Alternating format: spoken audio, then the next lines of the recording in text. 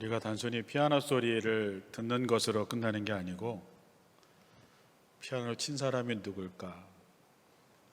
저 사람이 여기까지 올 때까지 어떤 많은 과정이 있었을까를 생각하면 피아노 소리 하나하나가 가슴을 울리죠.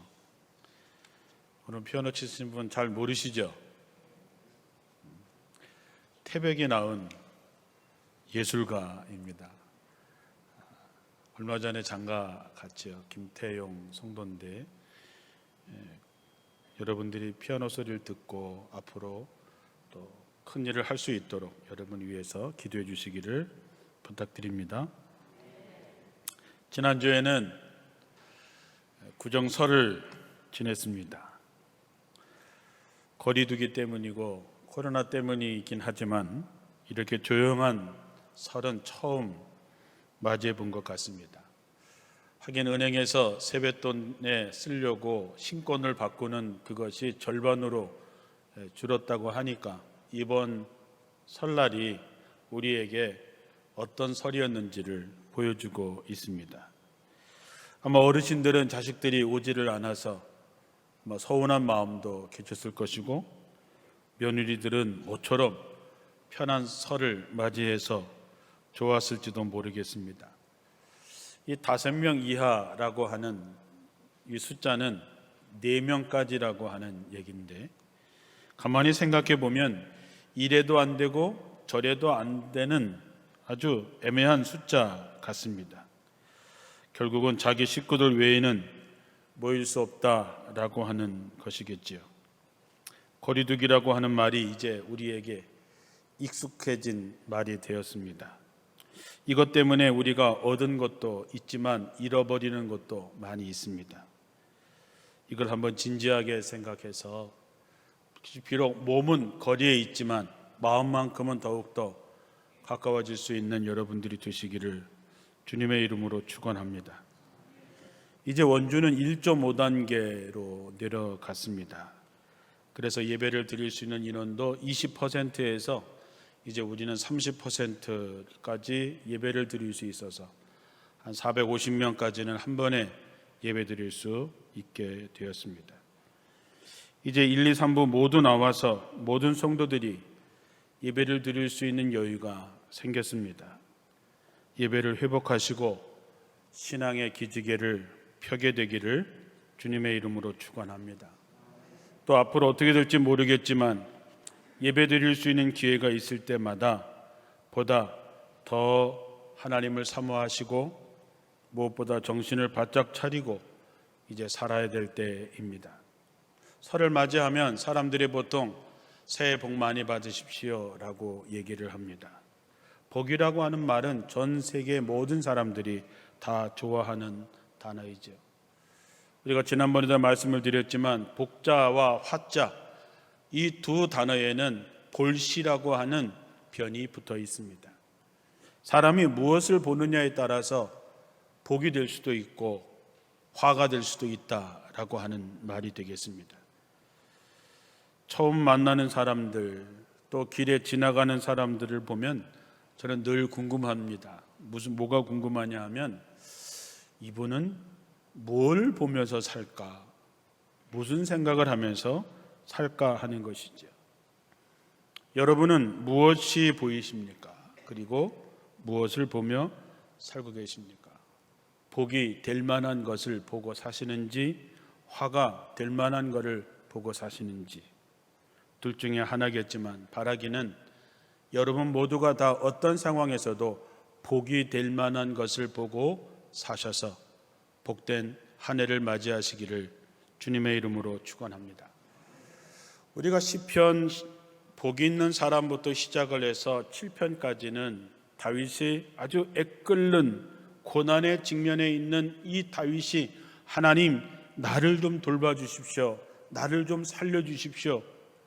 이런 아주 애끓는 시가 계속해서 나오다가 시편 8편에 와서 갑자기 하나님을 찬양하고 기쁨이 끌어넘치는 그런 시로 바뀌어지게 됩니다. 앞에 있는 시들이 기록된 순서대로 기록된 것은 아니겠지만 도대체 다윗이 어려움 속에서 애끓는 기도를 드리다가 도대체 무엇을 보았길래 갑자기 기쁨이 끓어오르는 고백을 하게 되었을까 궁금하게 됩니다. 이렇게 달라진 다윗의 고백을 통해서 우리도 지금 힘들고 아주 어려운 상황을 지나고 있지만 이 다윗의 시를 통해서 여러분도 인생의 반전, 인생의 역전의 기회를 맞이하시기를 주님의 이름으로 축원합니다. 요즘 참 힘듭니다. 속상한 일도 참 많으실 것입니다. 하나님 앞에 쏟아놓고 싶은 기도도 많이 있으시겠지요. 그런 마음들이 느껴집니다.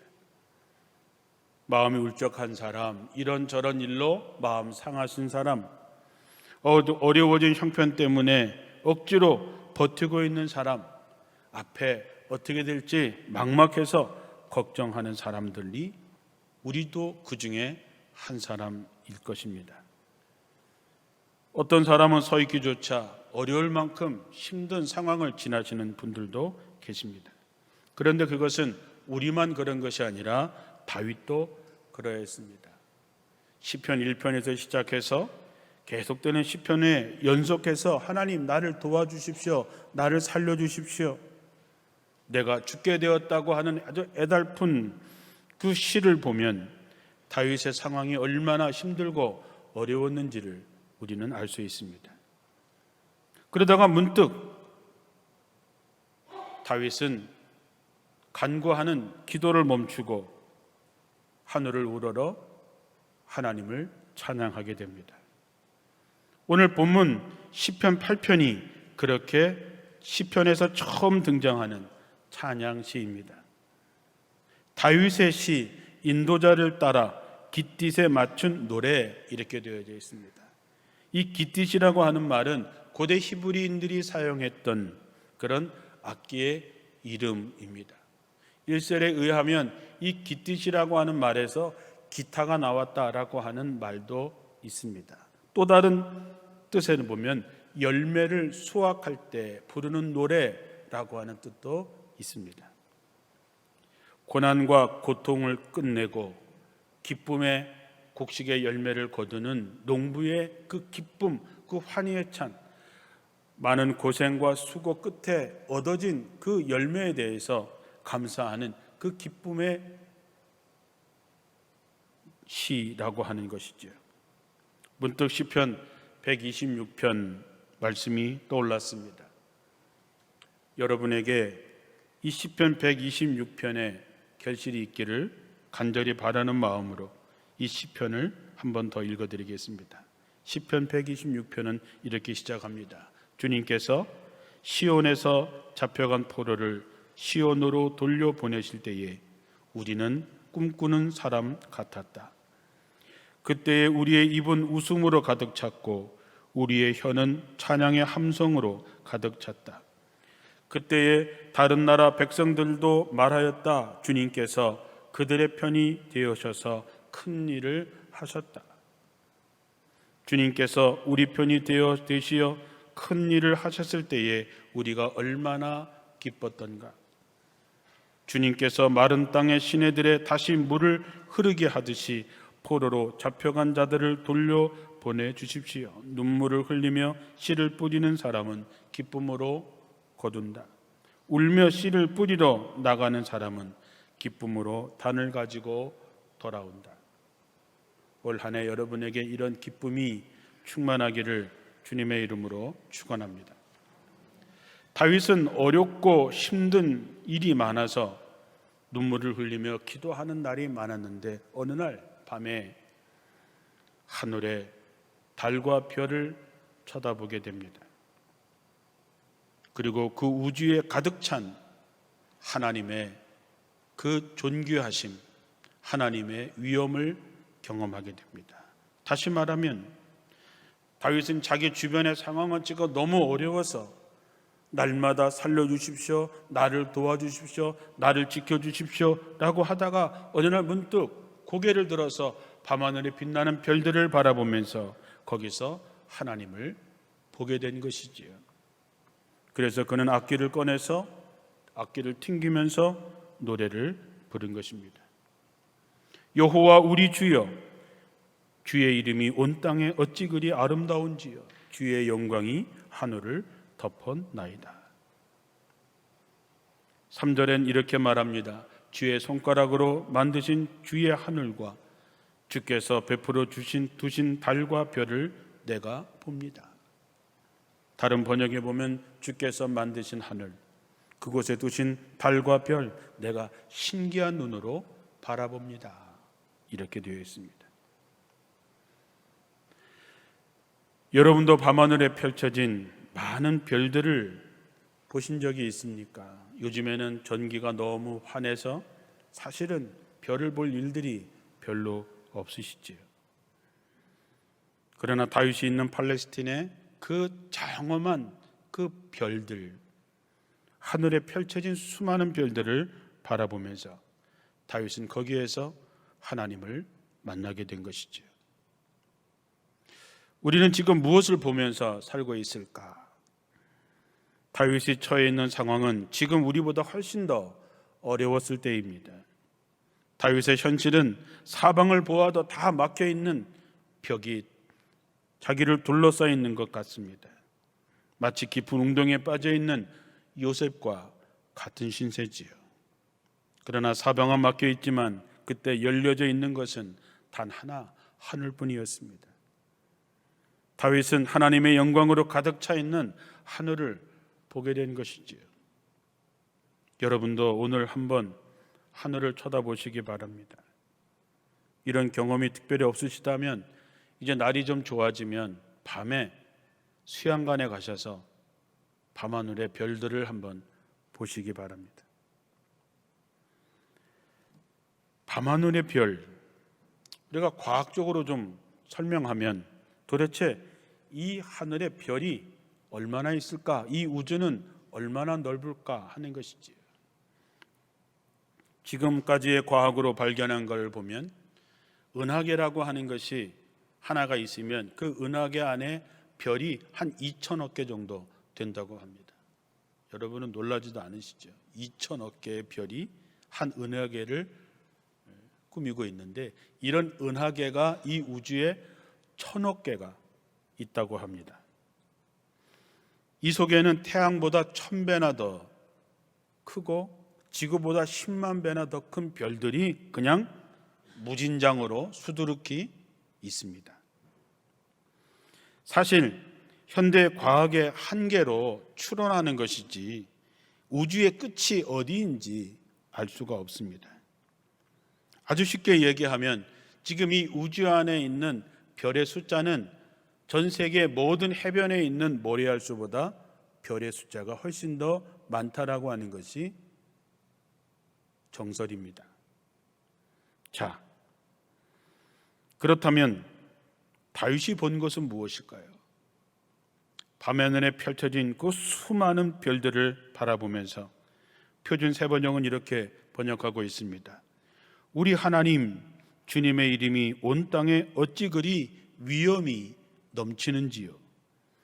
저 하늘 높이까지 주님의 위엄이 가득합니다. 창조주 하나님의 위엄과 영광이 온 땅에 가득하다고 하는 것을 다윗은 본 것입니다. 우리 그리스도인들도 하나님의 위엄과 하나님의 영광으로 가득 차 있는 이 세상을 볼 수 있는 눈이 있어야 됩니다. 그럼 이 우주는 얼마나 넓을까? 빛이 진공 상태에서 째깍하는 1초 동안에 지구를 7바퀴 반 돈다고 하죠. 1초에 30만 킬로를 가게 됩니다. 그 1초에 30만 킬로 가는 그것을 1년 동안 가는 그 거리를 1광년이라고 얘기합니다. 자, 그렇다면 이 우주의 끝이 얼마나 될까? 우주 과학자들은 무려 320억 광년을 가야 우주의 끝이 있다라고 얘기를 합니다. 자, 1초에 30만 킬로 가는 그 시간, 그게 1년을 가면 얼마나 멀리 갈까요? 근데 그것이 320억 광년을 계속해서 가야 우주의 끝이 있다. 그런데 그것도 하나의 이론이지 정말 실제로 상상하기가 어렵습니다.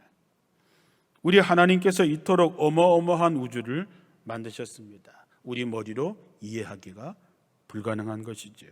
그래서 밤하늘의 별을 바라보면서 다윗은 찬양할 수밖에 없었던 것입니다. 하나님의 위대하신 그 우주를 바라보면 우리의 일상의 잡다한 일들이 갑자기 별것 아니게 느껴지게 됩니다. 우주에 가득 찬 하나님의 신비 앞에 서게 됐을 때에 하나님의 그 위대하심과 하나님의 그 영광을 우리가 경험하면 경험할수록 내 자신이 얼마나 보잘것없는 사람인가를 또한 깨닫게 됩니다. 놀랄 줄 모르는 것은 타락한 사람의 특색이라고 합니다. 뭘 봐도 그냥 심드렁하게, 아우 달이 참 동그라네, 보름달이니까 그렇지, 이렇게 얘기하는 사람은 뭔가 마음에 그 영혼이 굳어져 있거나 말라버린 사람인 것이지요. 저는 원주절기의 모든 성도 여러분들이 하나님의 그 만드신 이 세상, 하나님이 만드신 이 우주의 장엄함 앞에 멈추어 설 줄 아는 능력, 보이지 않는 위대함을 알아차리는 능력이 있게 되기를 주님의 이름으로 축원합니다.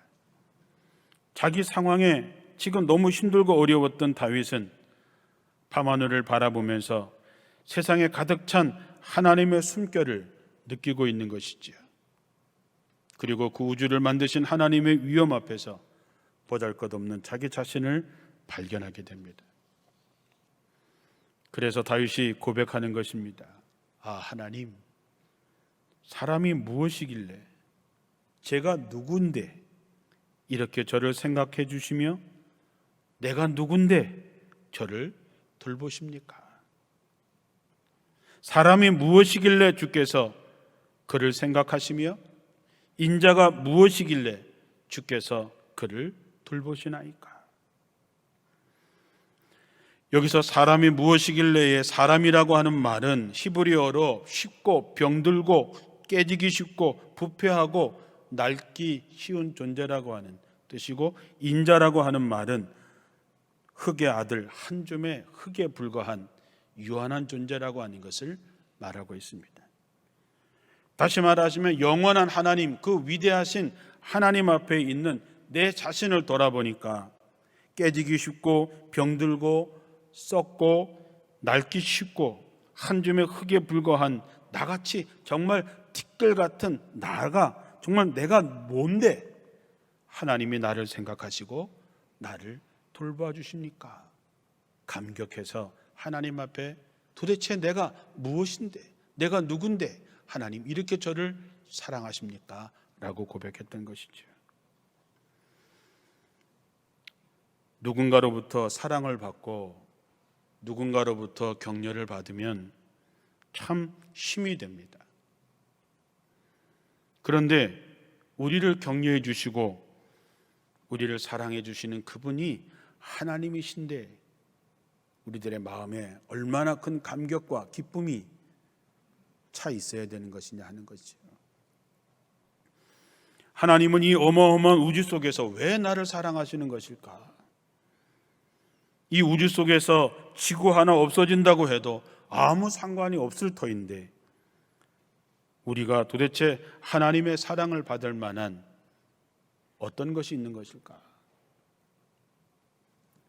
사랑하는 성도 여러분, 하나님이 여러분을 사랑하고 여러분을 돌봐야 되는 무슨 이유가 있다고 생각하십니까? 이 우주 속에 그토록 보잘것없는 이 지구 안에도 78억 명이라고 하는 수많은 사람들이 살아가고 있습니다. 어쩌면 지구 입장에서 보면 인간은 귀찮은 존재입니다. 눈에 보이지도 않는 코로나 때문에 무력해진 인간들, 이 지구에 대해서는 무가치한 인간들, 그들을 왜 하나님께서 사랑하시는 것일까?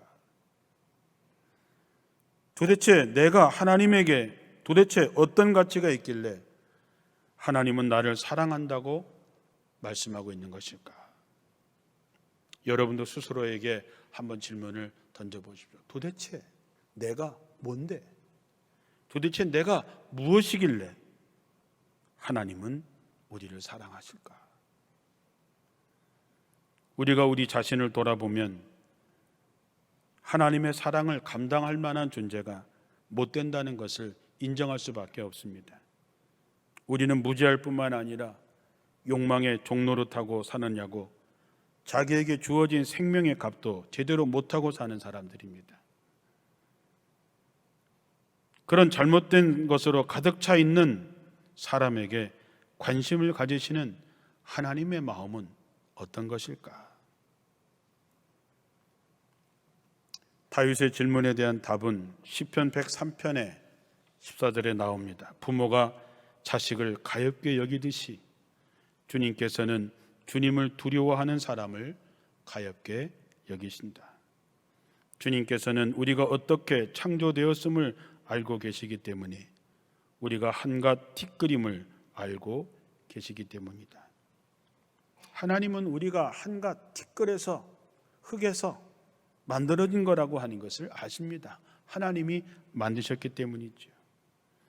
그런데 우리를 어떻게 생각하느냐? 부모가 자식을 가엾게 여기는 것처럼 주님께서는 하나님을 경외하는 사람을 가엾게 여기신다는 거죠. 우리가 명절이 되면 자식들이 집에 옵니다.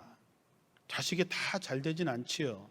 잘 나가는 자식도 있지만 정말로 고생하고 힘들어하는 자식도 있습니다. 잘난 자식도 있지만 못난 자식도 있지요. 효도하는 자식도 있지만 부모의 마음을 아프게 하는 자식들도 있습니다.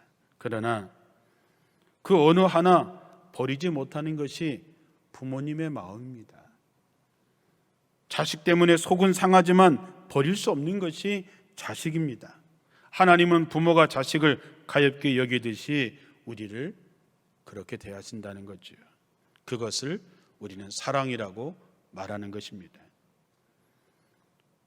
사람은 좀 되면 자기가 뭐라도 된 듯이 떠들지만 우리는 잠깐 있다가 사라지는 안개와 같은 인생을 사는 것뿐입니다. 그런 우리가 이 세상에서 존재할 수 있는 유일한 방법은 하나님의 불쌍히 여기는 긍휼하심 뿐입니다. 우리가 이제 그 하나님의 마음을 안다면 우리는 더 이상 옛 모습으로 살아갈 수 없습니다. 이 은혜를 경험한 사람이야말로 마음속에 벅찬 기쁨이 끓어오름을 경험하게 되는 것이지요. 내가 누구간데, 내가 도대체 무엇인데 하나님께서 나를 택하시고 이렇게 저를 사랑하십니까? 라고 아는 사람이야말로 내가 주님 안에, 주님이 내 안에 있는 것이지요. 그런 사람들의 마음속에는 두려움이 사라집니다. 염려가 사라집니다. 왜냐하면 하나님이 나와 함께 하심을 깨닫고 있기 때문입니다. 그런데 한 줌 흙덩어리도 안 되는 인간들이 어리석어서 그런 걸 잘 모릅니다.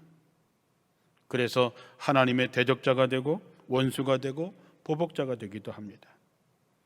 마치 자식이 자기가 잘나서 자기 힘으로 큰 것처럼 말하는 것과 같습니다. 조금만 잘하면 우리는 우쭐거리지요.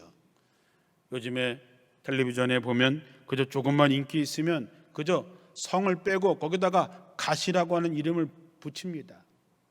갓 헌영, 갓 아무개, 갓 아무개, 마치 자기가 신이라고 된 것처럼 그렇게 자기 이름에다 그렇게 붙이죠. 사람들은 또한 그 사람의 성에다 뒤에다가 누님이라고 하는 말을 붙입니다. 최누님, 김누님, 윤누님. 그런 모습을 보면서 도대체 인간이 어디까지 교만해지려고 하는가 하는 생각이 듭니다. 우리도 그런 이름만 안 붙였을 뿐이지 속으로 우쭐거릴 때가 많이 있습니다. 마치 자기 힘으로 여기까지 온 것처럼 우쭐거리지요. 여러분, 정말 우리 힘으로 여기까지 왔을까요? 하나님의 도움 없이 우리의 힘만, 우리의 노력으로 여기까지 왔다고 생각하시냐 하는 거죠. 하나님의 도움 없이 우리 힘으로는 할 수 있는 게 아무것도 없습니다. 모든 것이 하나님의 은혜입니다. 우린 그렇게 고백해야 됩니다. 내가 나 된 것은 오직 하나님의 은혜, 하나님의 사랑, 하나님의 돌보심입니다 라고 고백할 수 있어야 됩니다. 이스라엘 백성들이, 유대인들이 자기들은 종이 아니라 자유인이라고 얘기합니다. 그리고 그 근거로 자기들이 아브라함의 자손이라고 하는 것을 강조하지요. 그때 예수님께서 그들을 아주 심하게 꾸짖으시면서 이렇게 말씀합니다. 너희가 아브라함의 자녀라면 아브라함처럼 살아야 하는데 너희는 진리를 거절하고 진리를 말하는 사람을 죽이려고 하는 걸 보면 너희 아버지가 아브라함이 아니라 악마임에 틀림이 없다. 여러분, 우리 자신의 모습을 한번 보십시오. 우리는 기독교인이라고 얘기를 하지요. 맞죠? 기독교인입니다. 그렇다면 여러분의 삶은 성경적입니까? 우리 교회가 감리교회입니다. 그러나 우리 교회에 과연 예수의 정신이 흐르고 있습니까? 우리가 성경적이지 못하고 우리가 예수의 정신으로 살아가지 못하면 우리는 아무것도 아닙니다.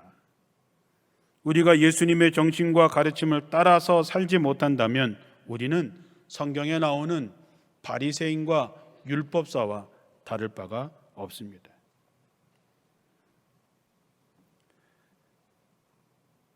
우리는 자기 모순 속에 빠져서 살 때가 많이 있지요. 되고 싶은 나와 현실의 내가 틀린 것이죠. 뭔가 통 크게 좀 이렇게 나누면서 살고 싶은 사람이 되고 싶지만 작은 것에도 잃어버릴까 봐 벌벌 떠는 사람일 때가 많이 있습니다. 좀 넓은 품이 되어서 누구든지 다 예수님처럼 받아들이고 싶지만 작은 모욕이나 작은 손해에도 불편함을 느끼지요. 누군가에게 비빌 언덕이 되어주고 싶지만 자기 일에 손해볼까 봐 전전긍긍하느라 미처 남의 고통을 헤아리지 못하고 사는 것이 우리들의 모습입니다. 잘못된 것에 대해서 단호하게 아니요 라고 말은 해야 되지만 그 앞에서는 말하지 못하고 돌아서서 투덜거리는 사람들이 우리들의 모습입니다. 그런데 우리가 이것을 인정하고 아파할 때에 하나님의 은총이 우리 안에 들어오게 됩니다. 은총에 눈을 뜬 사람은 비로소 자기의 삶이 하나님의 사랑으로 여기까지 왔구나 하는 것을 깨닫게 됩니다. 그래서 우리는 다윗처럼 사람의 아들이 무엇이길래 주님께서 이렇게까지 저를 돌보아 주십니까? 라고 고백할 수 있는 것이죠. 다윗은 자기 머리 위에 씌어진 존귀하고 영광스러운 왕관을 봅니다. 그것이 뭐냐? 하나님의 일에 동참하게 하셨다라고 하는 기쁨입니다. 하나님은 한 덩어리에 불과한 우리에게, 죄에 대해서 속절없이 끌려가는 우리에게, 부족하기가 이를 데 없는 우리들에게 세상에 있는 모든 것을 잘 돌보라고 하는 책임을 맡기십니다. 정말로 아무것도 없는, 부패하고 썩을 수밖에 없고 죄의 유혹에 빠질 수밖에 없는, 정말 한 움큼의 흙도 안 되는 우리에게 이러한 일, 하나님의 일을 함께 할 수 있도록 우리에게 맡겨주신 바로 그것이 존귀하고 영화스러운 왕관을 씌워주셨다라고 하는 것입니다.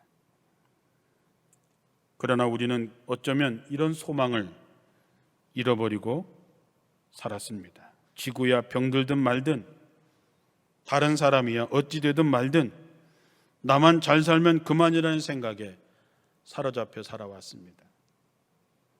우리는 돈 때문에 벌벌 떨면서 살았습니다.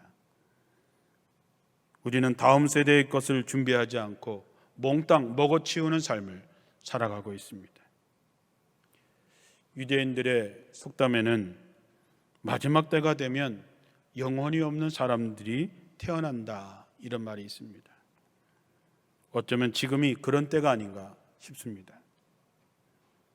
사랑하는 성도 여러분, 우리가 늘 서 있어야 될 자리는 하나님 앞에서 있는 것입니다. 하나님 앞에서 자기 삶을 돌아보는 사람은 더 이상 욕심에 이끌려가지 않습니다. 우리가 욕심에서 자유로워지는 순간 우리는 세상의 별처럼 빛나게 될 것입니다. 우리는 어떤 큰 문제 앞에서, 코로나라고 하는 상황 앞에서, 여러 가지 힘들고 어려운 상황에서 좌절하고 힘들지만, 그러나 우주를 창조하신 하나님의 영광을 보게 되면, 하나님의 위엄을 경험하게 되면 이제 우리는 더 이상 염려하지 않게 됩니다. 왜냐하면 하나님이 우리와 함께 하시기 때문입니다. 사랑하는 성도 여러분, 하나님을 만나시길 바랍니다. 하늘을 바라보시고 세상 끝날까지 내가 너희와 항상 함께 하겠다고 하는 그 하나님의 위대하심을 온몸으로 느끼시길 바랍니다. 그리고 고백하십시오. 하나님, 내가 누군데, 내가 무엇이간데 이렇게 저를 돌아보시고 저를 사랑하십니까? 이제 겨우내 얼어붙었던 대동강물이 풀린다는 우수가 이번 주에 있습니다. 훈훈하고 넉넉한 하나님의 은총으로 말미암아 힘들고 어려웠던 여러분들이 새로운 생명의 기운으로 하나님을 찬양하는 하나님의 역사를 경험하는 여러분들이 되시기를 주님의 이름으로 축원합니다. 기도하겠습니다.